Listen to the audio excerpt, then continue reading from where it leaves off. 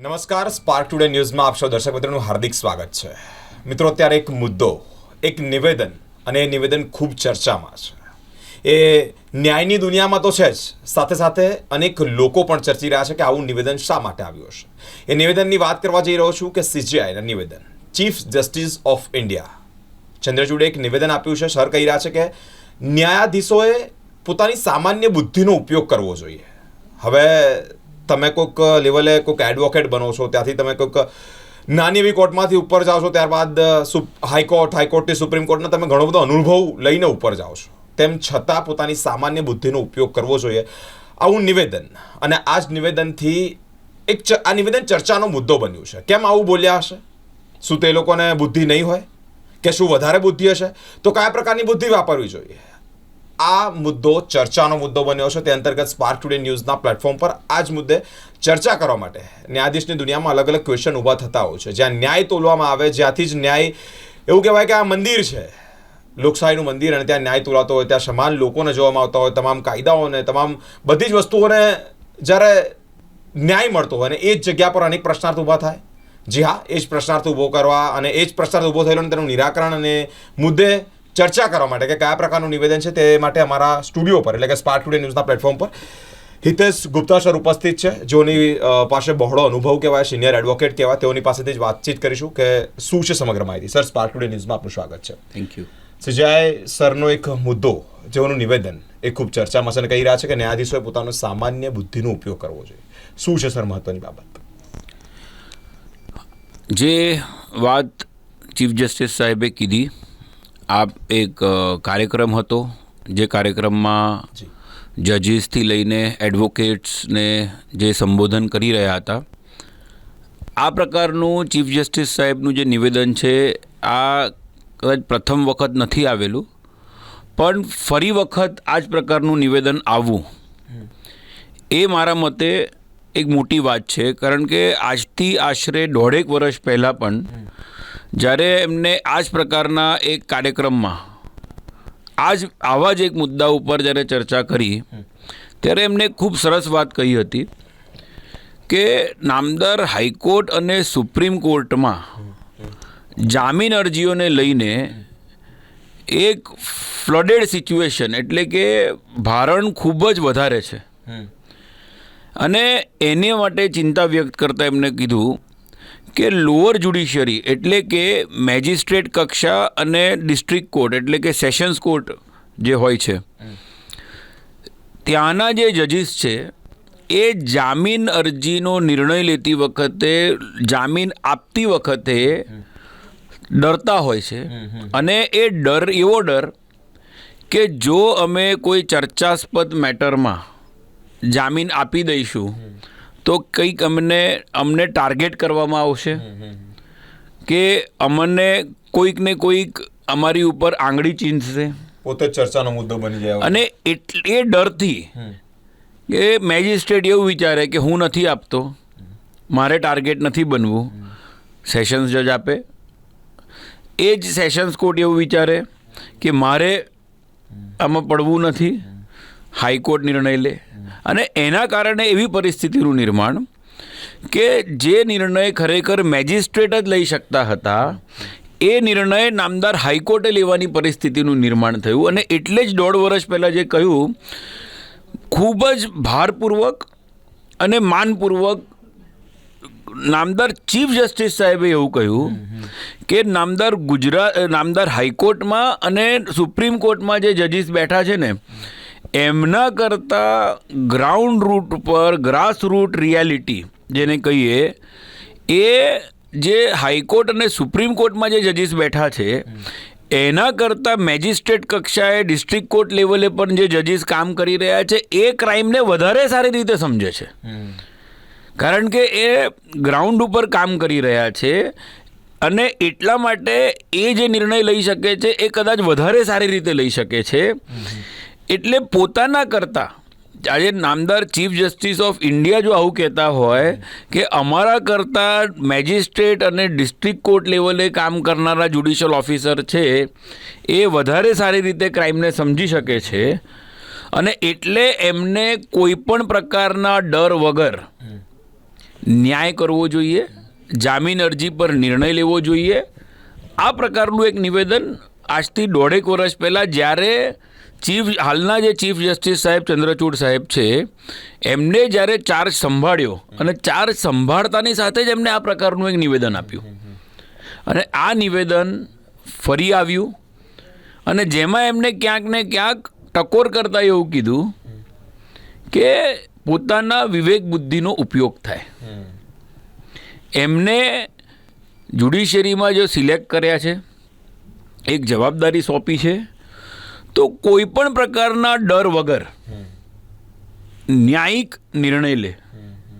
હું આપને કહીશ કે આજની તારીખમાં ખરેખર લોઅર જ્યુડિશિયરી જ નહીં પરંતુ નામદાર હાઈકોર્ટ અને સુપ્રીમ કોર્ટ પણ કોઈ ચુકાદો જ્યારે આપે છે તો પહેલાં લોકોમાં એક ડર હતો કે ઇવન રાજકારણીઓ કોઈ પણ પ્રકારનું નિવેદન આપવાની વાત આવે તો કોર્ટ પ્રોસિડિંગ્સ, કોર્ટમાં મેટર પેન્ડિંગ હોય ને તો કોઈ પણ પ્રકારની ટીકા ટિપ્પણી કરતાં 10 વખત વિચારતા.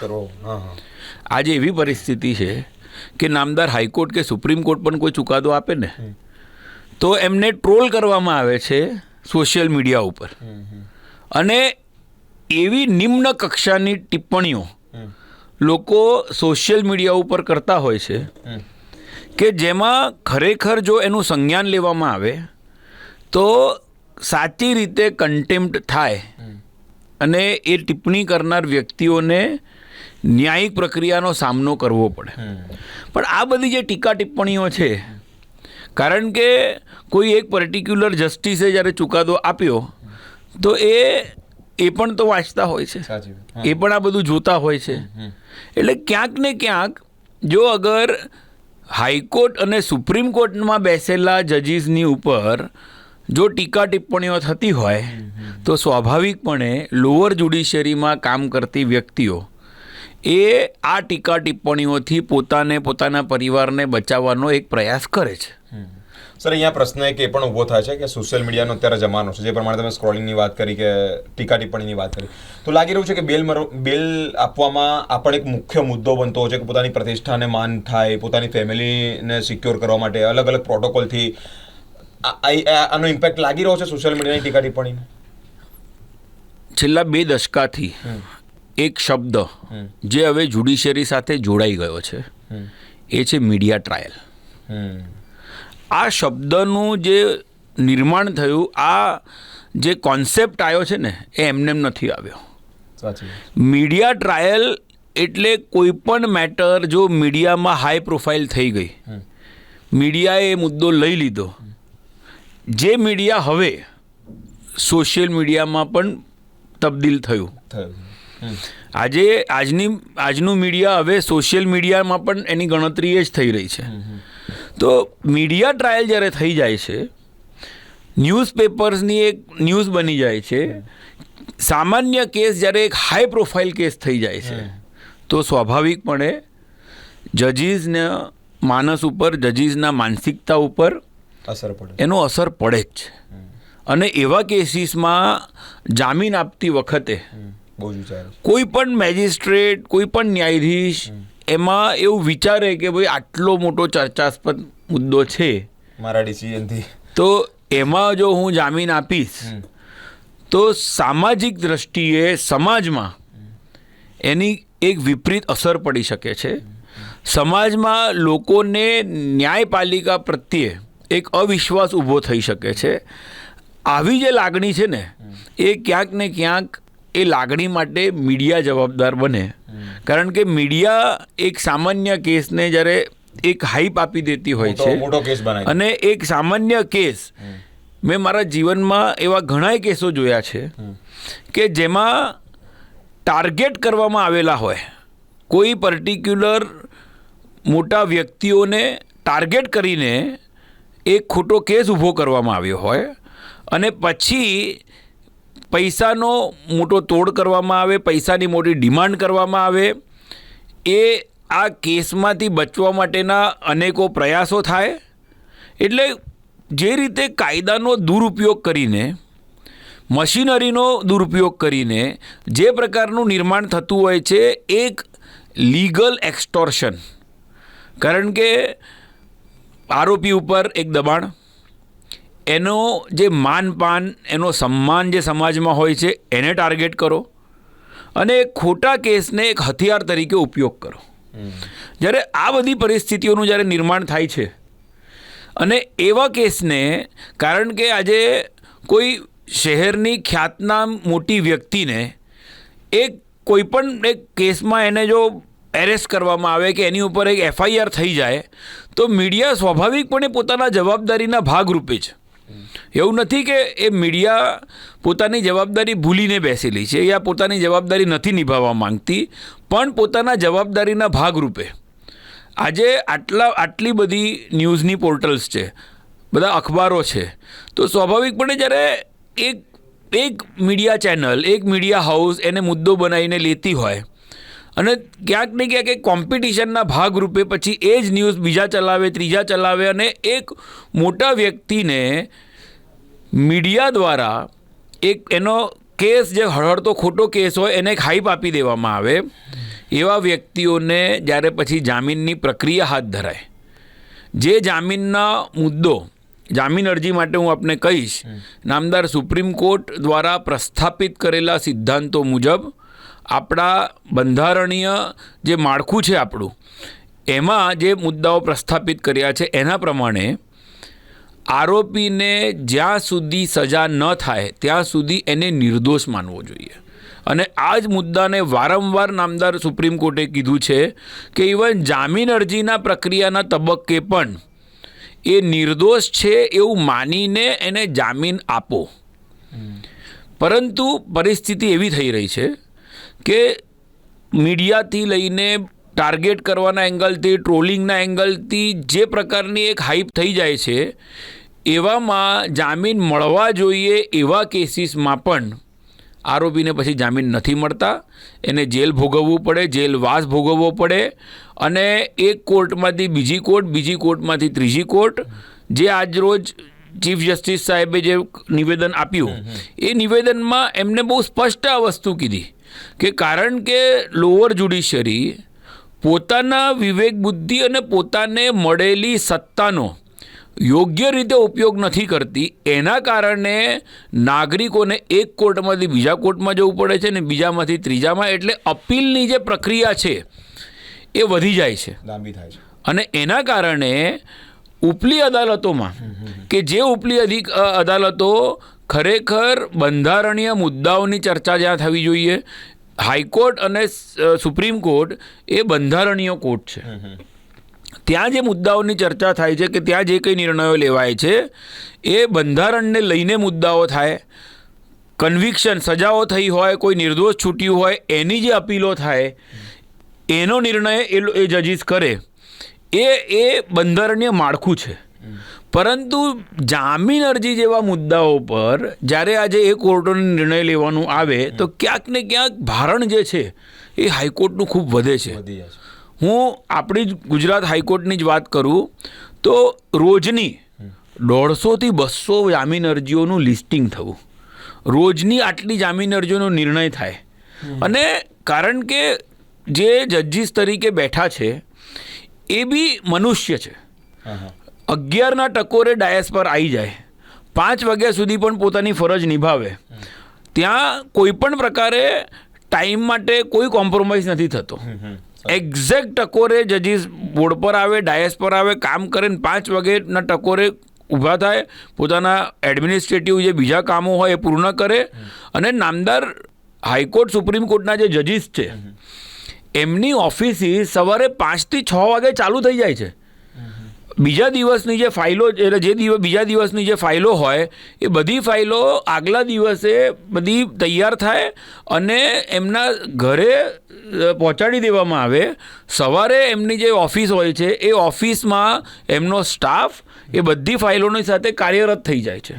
આ બધી જે પરિસ્થિતિઓ છે ને એ સામાન્ય લોકો નથી જોતા. સાચી વાત. અને જે જજી સવારે 6 વાગ્યાથી કામ ચાલુ કરે છે, ફાઇલો વાંચે, અભ્યાસ કરીને પછી 11 વાગે 2 મિનિટ, 3 મિનિટ કે 4 મિનિટમાં એક ફાઇલ નક્કી કરીને ડિસાઈડ કરે, એવામાં 5ના ટકોરે 100 ફાઇલ કે 125 ફાઇલ કે વધારેમાં વધારે 150 ફાઇલ પર નિર્ણય લઈ શકે. એ અસંભવ છે કે 300 મેટરોનું જ્યારે બોર્ડ હોય કે 200 મેટરોનું બોર્ડ હોય તો પાછલા જે 50થી 100 મેટરો છે એ પહોંચી જ નથી શકતી. અને એ ન પહોંચી શકે એટલે શું થયું? વ્યક્તિ જેલમાં છે, એની જામીન અરજીની સુનાવણી નક્કી હતી આજે, પરંતુ એ ન્યાયથી વંચિત રહી ગયો. આ જે પરિસ્થિતિ છે ને એ 1 તારીખથી જ્યારે બીજી તારીખ પડે, વ્યક્તિ જેલમાં છે, એને જામીન મળે એ પ્રકારનો કેસ છે, પરંતુ કારણ કે એનો નંબર ન આવ્યો એના કારણે એનો જેલવાસ વધી ગયો. આ પરિસ્થિતિ સામાન્ય લોકો માટે, સામાન્ય નાગરિક માટે અને ખાસ કરીને જે વ્યક્તિ જેલમાં છે ને એના કરતાં એના પરિવાર માટે ખૂબ જ પીડાદાયક હોય છે. કારણ કે વ્યક્તિ જે જેલમાં છે ને એ જેલનો વ્યક્તિ તો એક પ્રકારના આશ્રમમાં બેઠો છે, પરંતુ બહાર એ જેલમાંથી બહાર આવે એ જે પરિવારજનો છે, એના સ્વજનો છે, જે એને બહાર આવવાની રાહ જોતી હોય છે કે આજે બહાર આવશે, આજે મારા જામીન અરજીનો નિર્ણય થશે અને વ્યક્તિ બહાર આવી જશે.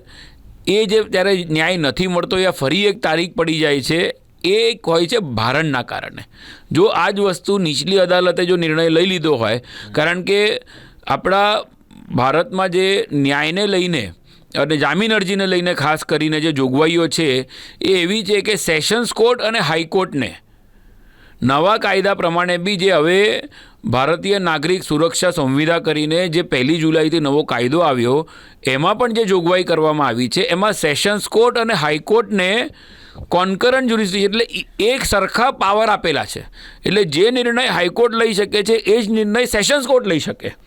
આ પ્રકારની માળખું વર્ષોથી આ દેશમાં છે, પરંતુ તેમ છતાં પણ કોઈક ને કોઈક કારણસર, એ પછી મીડિયા હોય કે અન્ય કોઈ પણ કારણ હોય, જામીન અરજીનો જ્યારે નિર્ણય સેશન્સ કોર્ટ સુધી નથી લેવાતો એટલે હાઈકોર્ટમાં એનું ભારણ વધે છે. એ બાબતે ચીફ જસ્ટિસ સાહેબે આજ ચિંતા વ્યક્ત કરી કે અપીલ કરી રહ્યા છે, કહી રહ્યા છે, વારંવાર જણાવી રહ્યા છે કે જે મેં વસ્તુ 1.5 વર્ષ પહેલાં કીધી આજે ફરી કહી રહ્યા છે.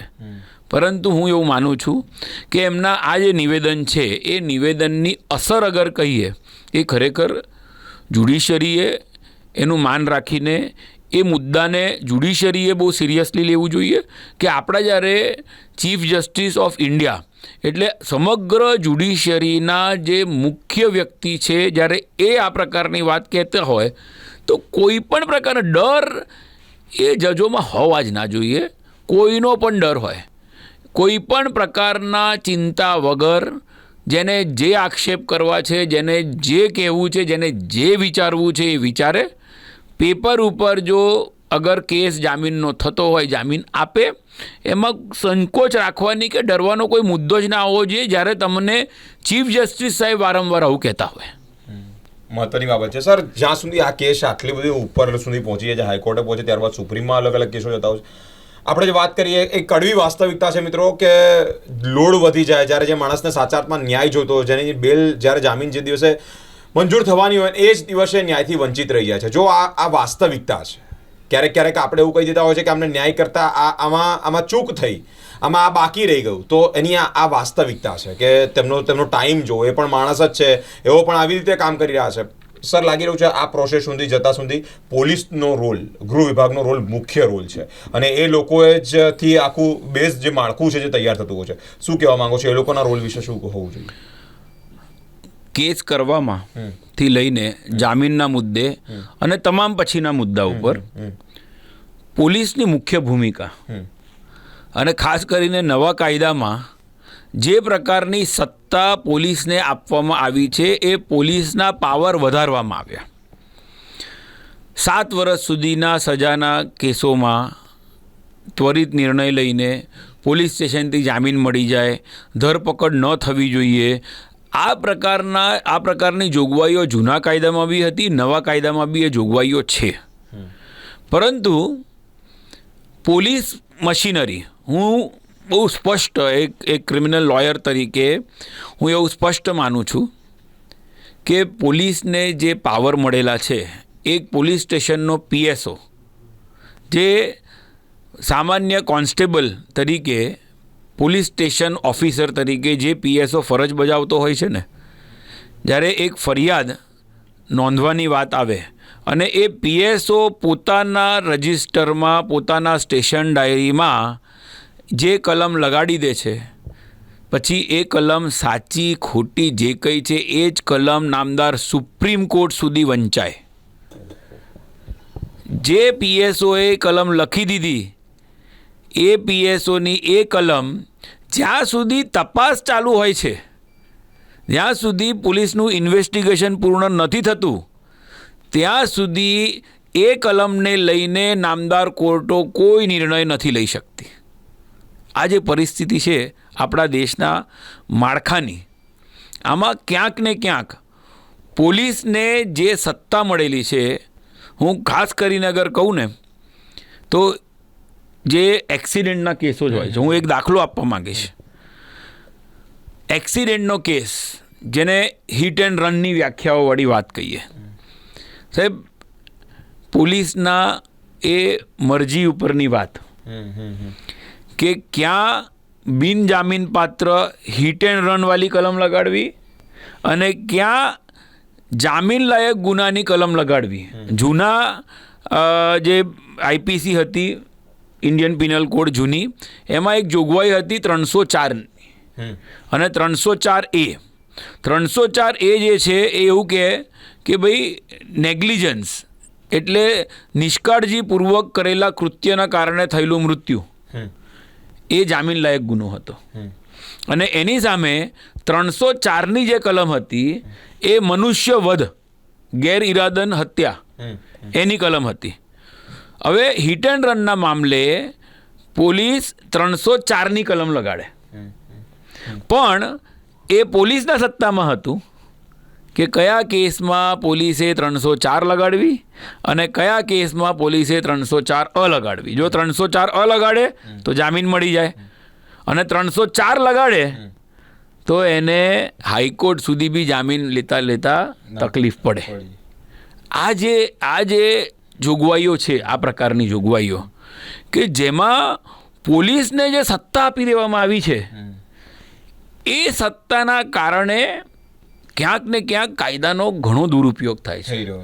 હું આપના માધ્યમથી આવનાર દિવસોમાં જે અતિ ગંભીર પરિસ્થિતિનું નિર્માણ થવાનું છે એ છે, નવા કાયદામાં જ એક જોગવાઈ છે જે ભારતીય નાગરિક સંહિતા એટલે નવી આઈપીસી જે 1 જુલાઈથી આવી, એમાં આઈપીસીમાં આજ જે જૂનો જે નિષ્કાળજીપૂર્વક કરેલા કૃત્યના માટે થયેલું મૃત્યુ એને કરીને જે કલમ હતી એ હવે 106 કરી દેવામાં આવી છે. પરંતુ એ જ 106માં હવે મેડિકલ પ્રેક્ટિશનર્સ એટલે કે ડૉક્ટર્સ, જો એ ડૉક્ટરને મેડિકલ પ્રોસિજર કરતી વખતે એમનાથી કોઈ નિષ્કાળજીપૂર્વક મૃત્યુ થાય તો એમની ઉપર બી હવે કેસ થઈ શકશે 106 મુજબ. એટલે તમે એ વિચારો કે આ કેટલી ગંભીર જોગવાઈ કે જેમાં એક સિરિયસ પેશન્ટ કે જે જીવન અને મૃત્યુથી લડતો હશે, આજે એને જ્યારે ઓપરેશન થિયેટરમાં કે હોસ્પિટલમાં એને એડમિટ કરવાની વાત આવે અને કદાચ ઓપરેશન થિયેટરમાં સર્જરી કરતી વખતે જેનું મૃત્યુ થઈ જાય એવું ડૉક્ટર તો જાણતો જ હોય, અને એવામાં જો મૃત્યુ થઈ જાય તો સ્વાભાવિકપણે પરિવારના વ્યક્તિઓ જે આપણે જોઈએ છે હોસ્પિટલોને ટાર્ગેટ કરે છે, તોડફોડ કરે છે, ડૉક્ટર્સને ટાર્ગેટ કરે છે. હવે પેલો મરી જાય તો તમે નાગરિકોને એવા આક્ષેપો કરતા થઈ ગયા કે હવે ડૉક્ટરોને ટાર્ગેટ કરવામાં આવશે. આ સામાન્ય પરિસ્થિતિ નથી, આ ખૂબ ગંભીર પરિસ્થિતિ છે કે દેશમાં જે ડૉક્ટર્સ જે પોતાની ફરજ સારી રીતે નિભાવી શકે, આજે એ મેડિકલ પ્રેક્ટિશનર્સને પણ તકલીફ આવશે. આ બધી જે જોગવાઈઓ છે, કાયદામાં બધું જ હતું, નવી જોગવાઈઓ આવી બધી લાયા, આ ક્યાંક ને ક્યાંક આવનાર દિવસોમાં ડૉક્ટરોને પણ નામદાર કોર્ટમાંથી જ્યારે જામીન લેવાની પરિસ્થિતિનું નિર્માણ થશે, યા પોલીસ મશીનરીને જે રીતનો પાવર આપી દીધો એ હવે ડૉક્ટરની નિષ્કાળજી હતી કે કેમ એ પોલીસ નક્કી કરશે. જે ડૉક્ટર ઓપરેશન થિયેટરની અંદર જે વસ્તુ બની છે એ તો એક ડૉક્ટર જ કહી શકે. પરંતુ એ ડૉક્ટરની જગ્યાએ હવે એ મેડિકલ રિપોર્ટ્સનો અભ્યાસ પોલીસ કરે, જે પોલીસને કદાચ મેડિકલનું કોઈ એવું જ્ઞાન ના હોય, અને એ પોલીસ હવે એવું નક્કી કરશે કે ડૉક્ટરથી જે થયેલી કૃત્ય છે એ આઈપીસીની સેક્શન 106 મુજબનો ગુનો બને છે. એટલે ક્યાંક ને ક્યાંક હું એવું માનું છું કે આપણા દેશની જે ગંભીર પરિસ્થિતિઓનું જે નિર્માણ થઈ રહ્યું છે, હવે નામદાર ચીફ જસ્ટિસ સાહેબે આ પ્રકારનું જે નિવેદન આપ્યું છે એને જો અગર જ્યુડિશિયરી ખૂબ જ અતિશય સંવેદનશીલતાથી અને ગંભીરતાથી લેશે તો નાગરિકોને આજે નામદાર કોર્ટોથી જે ન્યાયની અપેક્ષા છે, જે એમની બહુ જ એક આશ કહીએ, એક આશા કહીએ કે કદાચ સરકાર એમની જોડે ખોટું કરશે, પોલીસ એમની જોડે ખોટું કરશે, પરંતુ ન્યાયપાલિકામાં જેને ન્યાયના મંદિર તરીકે કેમ કહીએ છીએ કે લોકોની એક આસ્થા જે રીતે એક મંદિરમાં હોય છે, એક મસ્જિદમાં હોય છે, એક ચર્ચમાં જાય ત્યાં હોય છે, એક ગુરુદ્વારાથી જે એક આસ્થા છે, એવી જ રીતે ન્યાયની આસ્થા જે છે એ આજે નામદાર કોર્ટમાં હોય છે. એટલા માટે જ એને ન્યાયનું મંદિર કહેવામાં આવે છે. આજે એ ન્યાયના મંદિરમાં જે જજીસ બેઠા છે એ ભગવાન નથી, એ પોતાની જાતને ભગવાન માનતા બી નથી, પણ એ લોકોની આસ્થા છે કે જે એવું કહે છે કે ભાઈ અહીંયાથી અમને ન્યાય મળશે એટલે આ ન્યાયનું મંદિર છે. સંવેદનશીલ મુદ્દો છે, લોકોને સ્પર્શ કરતો મુદ્દો છે, પરંતુ જે પ્રકારનું માળખું હવે બની રહ્યું છે સામાન્ય નાગરિકો માટે ચિંતાનો વિષય ખરો, પરંતુ નામદાર ચીફ જસ્ટિસ સાહેબે જે રીતે વાત મૂકી છે લોકો સમક્ષ, જાહેર જનતા સમક્ષ, એ ક્યાંક ને ક્યાંક ન્યાયપાલિકા ઉપર જે લોકોનો વિશ્વાસ છે એ વધુ મજબૂત કરે એ પ્રકારનું જ આ નિવેદન છે. સર, એક છેલ્લો ક્વેશ્ચન અને મહત્વનો ક્વેશ્ચન. તમે જે પ્રમાણે કીધું કે ન્યાયનું મંદિર છે, લોકોની અપેક્ષાઓ જોડાયેલી છે, હવે એ જ ન્યાયના મંદિરમાં કરપ્શન હોઈ શકે, અને છે તો કયા રીઝનસર છે? ભ્રષ્ટાચાર, કરપ્શન, એના ઘણી બધી વખત જ્યુડિશરીને લઈને આ પ્રકારની વાતો સામાન્ય લોકોમાં આવે જ છે. સામાન્ય લોકોનો ચર્ચાનો મુદ્દો બની રહે છે. અમારી પાસે પણ કેટલીક વખત ગંભીર ગુનાના જ્યારે આરોપીઓ આવે છે તો એ એક શબ્દ જે ભ્રષ્ટાચારને સંલગ્ન છે એવો એક પ્રશ્ન, સેટિંગ, આપણી ભાષામાં, અને એક એ ભ્રષ્ટાચાર માટે કે શરૂ થાય કે સરકારી વકીલ જોડેનું સેટિંગ, કે નામદાર જજ જોડેનું સેટિંગ, આ પ્રકારની જે વાતો છે, હવે આ મુદ્દાઓ જે કોઈ કોર્ટમાં લિટિગેન્ટ તરીકે આવતું હોય છે એમના મગજમાં આ મુદ્દો પેસી ગયો છે. પણ કરપ્શન છે કે નહીં એના મુદ્દે હું સ્પષ્ટ કરું કે કેટલાક ભ્રષ્ટ જ્યુડિશિયલ ઓફિસર્સની સામે નામદાર હાઈકોર્ટમાં, નામદાર સુપ્રીમ કોર્ટમાં એક વિજિલન્સ કમિટી જેમ એક કમિટી છે. વિજિલન્સ કમિટીનું કામ જ એ છે કે જ્યાં પણ એમને કોઈક ફરિયાદ મળે કોઈ જજના વિરુદ્ધમાં તો એના માટે વિજિલન્સ ડિપાર્ટમેન્ટ એક ખાનગી રાહે તપાસ કરતી હોય છે, અને જ્યાં એમને લેશ માત્ર કોઈ એવો પુરાવો મળે તો એમને ખાલી સસ્પેન્ડ નહીં પરંતુ એક પ્રક્રિયા હાથ ધરીને એમને ઇવન ડિસમિસ પણ કરવામાં આવે છે. એટલે જો અગર કોઈ જજ ડિસમિસ થઈ રહ્યા છે, જો જજીસની સામે ડિપાર્ટમેન્ટલ ઇન્ક્વાયરી હાથ ધરવામાં આવી રહી છે, તો એનો મતલબ ભ્રષ્ટાચાર થઈ રહ્યો છે, ત્યારે જ કોઈને ડિસમિસ કરવું પડે છે. પરંતુ જે રીતે તમામ પોલીસ અધિકારીઓ ભ્રષ્ટ નથી હોતા, એ જ પ્રકારે તમામ જ્યુડિશિયલ ઓફિસર બી ભ્રષ્ટ નથી. કદાચ 5% કે 10% ભ્રષ્ટ વ્યક્તિઓના કારણે પોલીસ ખાતું કે પછી જ્યુડિશરી એ બદનામ છે, પરંતુ એ લોકોના કારણે જ ટાર્ગેટ થાય છે આખી જ્યુડિશરી. અને બહુ મહત્ત્વનું નિવેદન.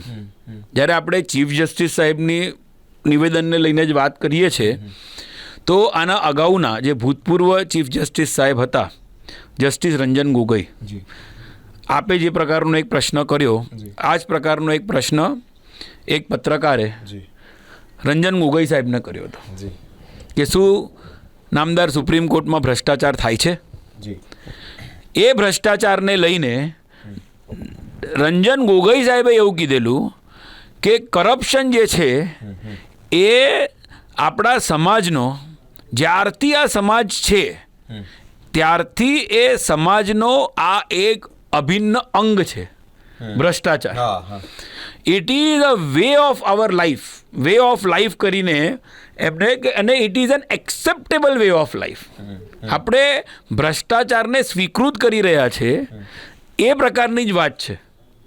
અને જજીસ માટે પછી કીધું, જ્યારે ભ્રષ્ટાચારને લઈને સમાજનું કીધું, વે ઓફ લાઈફ લઈને કીધું, પરંતુ પ્રશ્ન હતો સુપ્રીમ કોર્ટમાં ભ્રષ્ટાચાર થાય છે કે કેમ, તો એમને જજીસને લઈને એવું કીધું કે જ્યારે it is a way of life, જજીસ ડોન્ટ ડ્રોપ ફ્રોમ હેવન.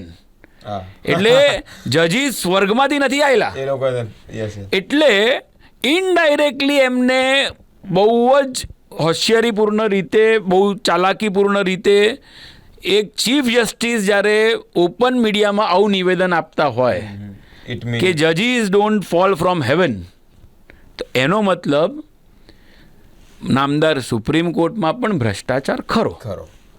તો જો અગર ત્યાં હોય તો મેજિસ્ટ્રેટ કક્ષા હોય, સેશન્સ કોર્ટ હોય, હાઈકોર્ટ હોય કે સુપ્રીમ કોર્ટ હોય. હું જે દિવસે આ પ્રકારનું નિવેદન મેં રંજન ગોગોઈ સાહેબના મોઢે સાંભળ્યું, કોર્ટમાં પ્રેક્ટિસ કરતા અમારા જેવા વ્યક્તિઓ માટે થોડું આઘાતજનક હતું, થોડું પીડાદાયક હતું. કારણ કે આ પ્રકારનું નિવેદન તમે એક ચીફ જસ્ટિસના હોદ્દા ઉપર રહ્યા પછી આપતા હોય તો તમારી વાતથી જે ઈમાનદાર જ્યુડિશિયલ ઓફિસર્સ છે ને એમને આઘાત લાગી રહ્યો છે. જે લોકોને કરપ્શન જોડે કે ભ્રષ્ટાચાર જોડે દૂર દૂર સુધી કોઈ લેવા દેવા નથી, એવા વ્યક્તિઓની સામે પણ લોકો, સામાન્ય નાગરિકો શંકાની નજરે જોતા થાય, એ ખરેખર ન થવું જોઈએ.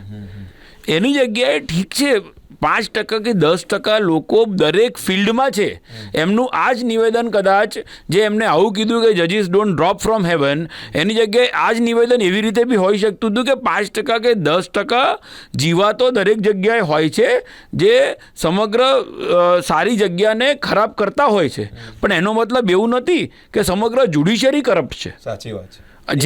જે પરિસ્થિતિ બધે જ છે એ પરિસ્થિતિ જ્યુડિશિયરીમાં છે, અલગ વાત છે, પરંતુ એવું કહી શકતા હતા ભારપૂર્વક કે અમારા 90%થી વધારે જજીસ ઈમાનદાર છે. આ પ્રકારનું નિવેદન હોય તો એ પોઝિટિવ નિવેદન થયું.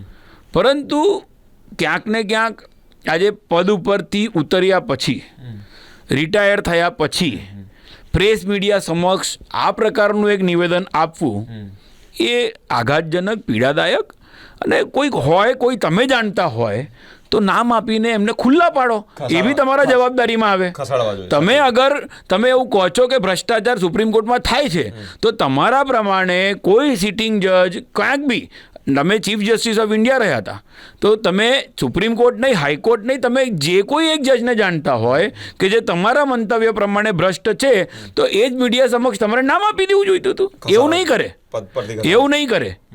આ પ્રકારની જે વાતો છે એ ક્યાંક ને ક્યાંક ન્યાયપાલિકાને ખોટી રીતે ટાર્ગેટ કરવાની વાત.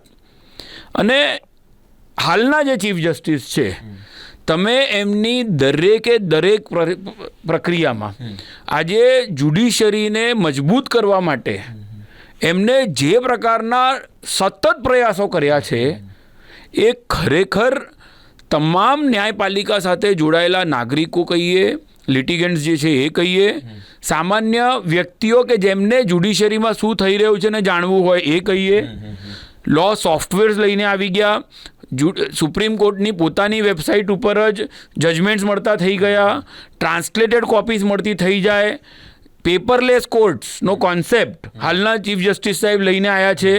જે પ્રકારની ટેકનોલોજીના ઉપયોગ સાથે એકદમ હાઇબ્રિડ કોર્ટ છે ને એ કોવિડની દેન હતી, પણ એના પછી એ જ કોર્ટોને આજે હાઇબ્રિડ તરીકે કે જેમાં સિનિયર એડવોકેટ હરીશ સાલ્વે સાહેબ પોતાની સમગ્ર ઓફિસ, જે આજની તારીખમાં વન ઓફ ધ સૌથી મોંઘા એડવોકેટ છે, એ આજે લંડનમાં બેસીને હાઇબ્રિડ રીતે વિડીયો કોન્ફરન્સિંગ મારફતે નામદાર સુપ્રીમ કોર્ટમાં દલીલો કરે છે.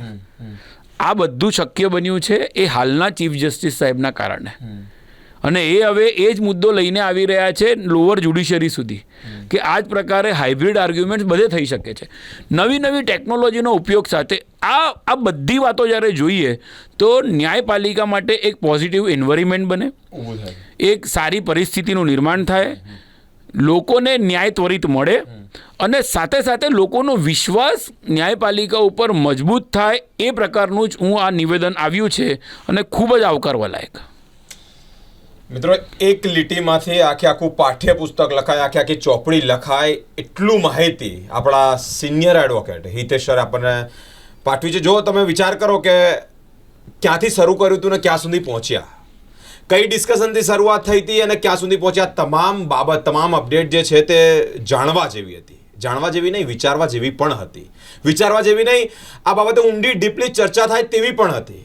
કારણ એનું એ છે કે એક નાના માણસથી લઈ અને છેક ઉપરના લેવલ સુધીનું સેટિંગની ચર્ચા ડિસ્કશન કરી. આ મુદ્દો મોટો મુદ્દો નહોતો. સીજીઆઈ એટલે કે આખા ઇન્ડિયાનું જસ્ટિસ જે જેઓના હાથમાં છે, જેઓના પાવરમાં છે, અને તે જ જો આવું કહેતા હોય કે બુદ્ધિનો ઉપયોગ કરવો જોઈએ, એનું કારણ એ છે કે સમય વધી રહ્યો, સમય વધવાની સાથે સાથે કામ વધી રહ્યું, કામ વધવાની સાથે સાથે આની પાછળ જે બેકબોનની પાછળ જે વાત કરી ને કે સફળતાના શિખરની પાછળ પીડાના પર્વત કદાચ આ ફોર્સ, પોલિટિકલ પ્રેશર, સેટિંગ, આ તમામ બાબતો જવાબદાર. ઇટ્સ અ બહુ જ મોટી રિસ્પોન્સિબલ બાબત છે. સરે જે પ્રમાણે વાત કરીએ કે પોલીસ અત્યારે આપણે જુલાઈ મહિનાથી શરૂઆત થયા, અલગ કાયદાઓ, અલગ કલમો નવી નીકળી, તો એની અંદર સરે તો બહુ એક ઘટસ્ફોટ જેવી બાબત ઊભી કરી કે પોલીસની પાસે એ પ્રમાણેનો એક સત્તા છે, એ પ્રમાણેનો પાવર છે કે નાની એટલે કે રહી જેવી વસ્તુને પહાડ પણ બનાવી શકે છે અને પહાડ જેવી વસ્તુને રહી પણ બનાવી શકે છે.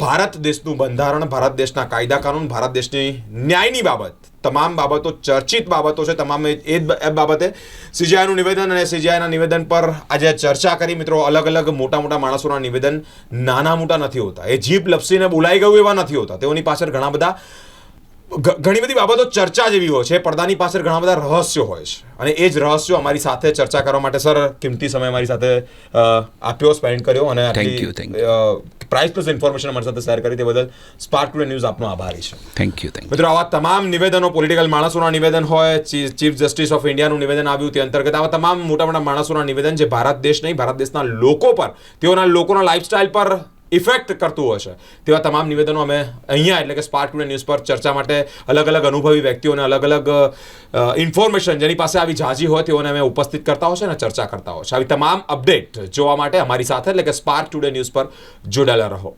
કેમેરામેન અખિલ સાથે હું બિરેન, સ્પાર્ક ટુડે ન્યૂઝ.